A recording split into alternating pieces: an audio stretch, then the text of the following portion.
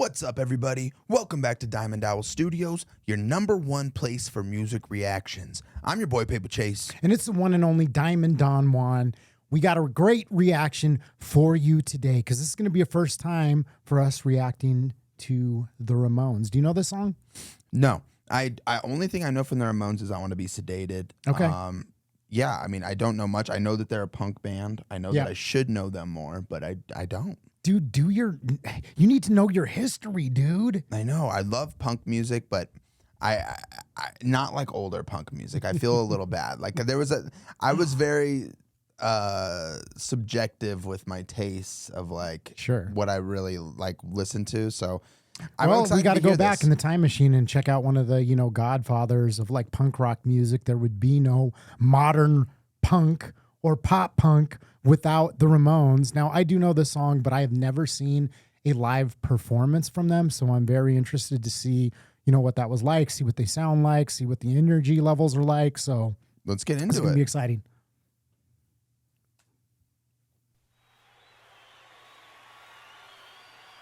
One, two, three, four.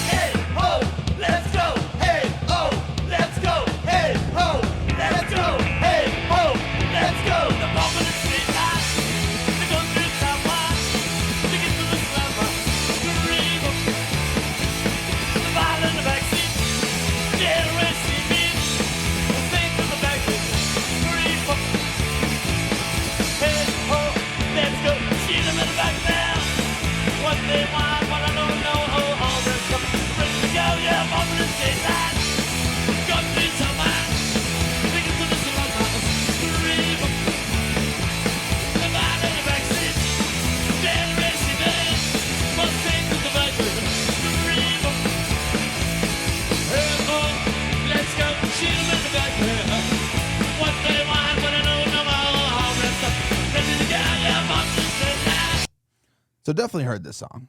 Okay. I feel like everybody's heard this song, at least in some capacity. Yeah, at least like a little snippet of it. Something, yeah.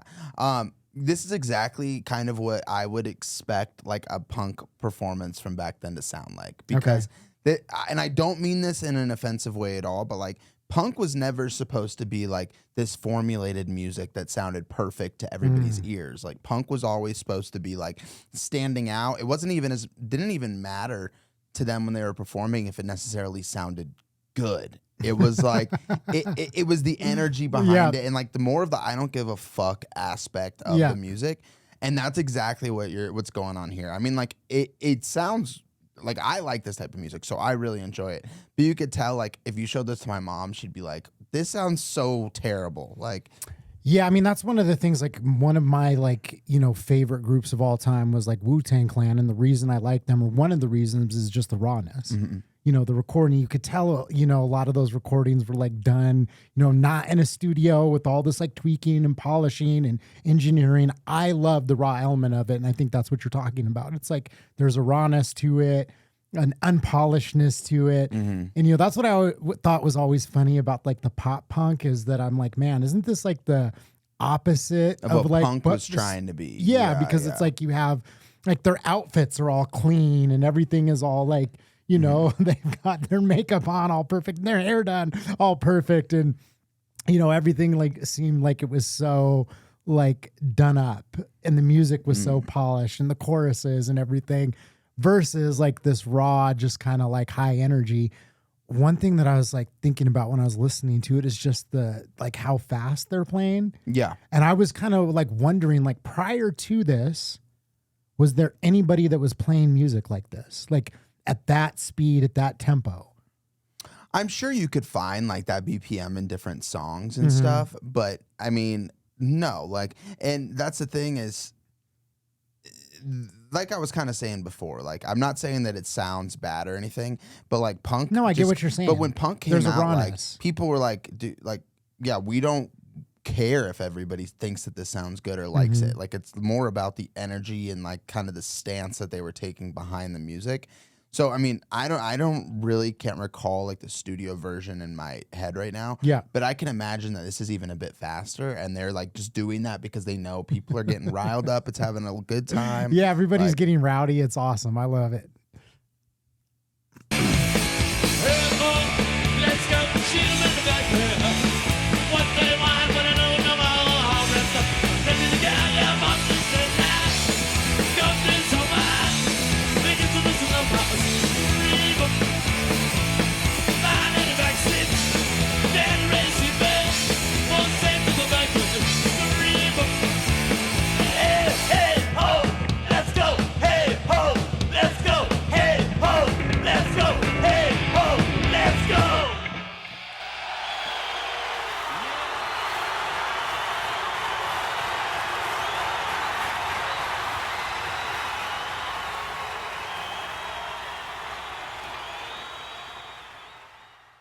So awesome.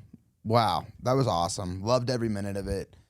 Yeah, I mean, those guys definitely, like you said, paved the way for a lot of punk artists and musicians just in general, you know? And to caveat from what you were saying, like pop punk, you're right. It got more commercialized because people realized, dang, how much money it is. And like every type of music, like it had to evolve in some way. Yeah, I shape, mean, or I don't form. think, I used to be way more like, I guess, like judgmental about certain things, right? Just like, oh, they're sold out or they're, whatever. It's just like, it's music. People like different things. They take different pieces of something that they love and make it their own and put their own spin on it. It's like, I'm not going to sit here and, be holier than thou. What's fun to me is kind of to think about like the history of some of this music. And like, I feel like a lot of music is answer, not necessarily retaliation to something, but it's like kind of like, okay, culture has been going this way. So this is emerging from like the disco era, the hippie era. And I feel like this was maybe an answer to that of like, hey, we're tired of all this, like, all these burnouts, the peace love, like whatever. Yeah. But it still has some of that energy because it's like anti-establishment. I mean, that's one of the big things, but more like a gritty version of that. Like, and I wonder if that's how people felt about the music at the time. If you were a fan of this and, you were involved in the punk scene at that time, I'd love to hear what your take on that is like, was that kind of like, hey, we've had enough of that peace and love, blah, blah, blah. We want something a little bit more raw. Yeah, I think that punk definitely 100% was anti-establishment, anti-government, anti-conforming, that's what punk is originated as. And I think over time, especially like in the mid 90s, early 90s, like the definition of punk completely changed, you know? And that's why like pop punk came out and like some big punk groups that I liked that are like more punk than pop punk are like MXPX. I don't know if you've heard of like MX. I've heard of them. Yeah. Like, and they kind of came up in the early 90s where they were like not anti-establishment really, but they were still the total punk sound, but kind of had more like real world feel to it. They wrote kind of like some songs about girls and things like that. And it kind of, like completely paved the way for the next generation of music, like NoFX, came up around the same time. But this is like absolutely like the forefathers of punk music, Are you familiar with like Henry Rollins, Black Flag, any of that stuff? Have you listened to their music? Do you know their catalog at all? I don't know their catalog by any means, but I definitely have listened to them. I've heard some of their because I'm not familiar with them. What's crazy is my dad, believe it or not, was actually like really into to like punk music because he lived like in the Lower East Side of Manhattan where like CBGB's, which is a famous punk club, is. So he would always go to all these like crazy shows. Like, do you know who Gigi Allen is? Oh, we talked about him before. Yeah. So my dad, believe it or not, has gone to see Gigi Allen live. So it's like, did he get poop thrown at him? Yeah, something like that. See, that guy was like the epitome of like punk can be absolutely fucking terrible sounding, like not even listenable. Yeah, but it's the energy that comes behind it that like that's what it is, Yeah, and that was like one of my formative experiences when I was like coming up. Is I went and lived with my dad. I actually turned 16 on the East Coast. Oh, really? Okay. So like my dad used to travel like all up and down like the Eastern Seaboard, like buying and selling antiques. So like the home spot was Jersey, but like where he hung out and all his friends where was the Lower East Side of Manhattan. So he knew like all these like crazy like punk like spots, and we would go there to like Tompkins Square Park, if you know, like Alphabet City. And he knew all these people that lived in squats, like, these abandoned buildings that they took over. So he took me to that area like back in like 90, I guess it would have been like 94, 95. Man, that was probably cool as hell. Dude, it was amazing. I mean, it was like transformative because that's, like I said, that's like where I heard like Wu-Tang for the first time on the radio, and like, listening to like punk music and going to these spots, that were like famous. I didn't know it at the time really what I was like walking into, but I just got to see kind of the last end of that before it started getting more like gentrified and like, they started cleaning up the neighborhoods. That's when Giuliani was in. Okay. And so it was still like super rough and raw. Man, I got some stories. That's all I'll say. That would have been fun. Yeah. Maybe we'll get into that on the next reaction, guys. But, thank you guys for watching. If you enjoyed this video, make sure you drop a like. If you want to join us on our journey of discovering new music, old music, everything in between, make sure you guys hit that subscribe button. Anything else? No, that's about it. Thanks for watching. Peace. Peace. Peace. Peace. Okay, let's try this again. Okay. Thanks for watching. Peace.